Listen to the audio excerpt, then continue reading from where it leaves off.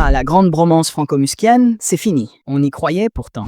Deux titans de l'innovation et de la communication. L'un vend des voitures électriques hors de prix et des fusées qui explosent pour le fun. L'autre vend du rêve à crédit et de la réforme à coups de matraque. Mais voilà, la lune de miel est terminée. Et le divorce promet d'être plus violent qu'un débat télé entre BHL et un chauffeur de bus en grève. Tout avait pourtant bien commencé. Elon, les yeux pleins d'étoiles et de subventions publiques, chantait les louanges d'un Macron visionnaire, un homme qui comprend l'avenir. Enfin, surtout celui des actionnaires. On se demandait même si l'Élysée n'allait pas être repeint en blanc avec des fenêtres en verre incassables, ou pas. Mais aujourd'hui, c'est la fin de la romance. Emmanuel a lâché une pique assassine, insinuant que notre cher Elon flirtait un peu trop avec l'extrême droite. Il faut dire que Musk, c'est un peu le Tinder des idéologies. Un coup à gauche, un coup à droite, et parfois en orbite stratosphérique. Le boss de Tesla n'a pas tardé à répondre, bien sûr. Sur X, anciennement Twitter, devenu un asile où les milliardaires jouent à risque, il a sorti son plus beau « Et toi, regarde ce que tu fais », en comparant la situation à une sombre affaire britannique impliquant Donald Trump. Rien de tel qu'un bon whataboutisme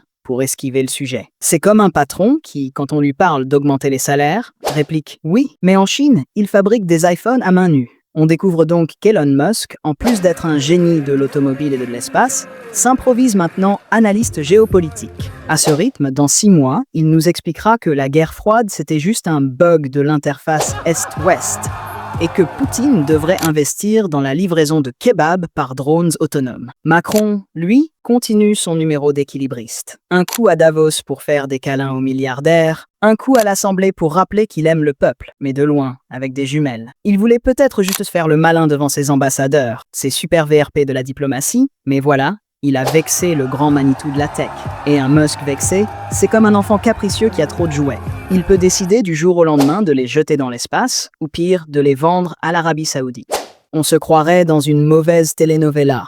Macron et Musk, rupture en orbite, une production Netflix, où chaque épisode commence par « Previously in the dystopian reality ». Mais rassurez-vous, dans 3 semaines, ils se rabibocheront autour d'un contrat pour implanter des Tesla Garage dans les couloirs du métro parisien. Parce qu'au final, ces gens-là, peu importe leur chamaillerie, ils roulent toujours pour eux.